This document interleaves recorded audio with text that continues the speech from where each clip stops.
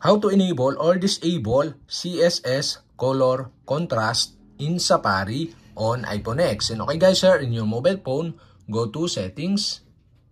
In settings, scroll down and go to Safari.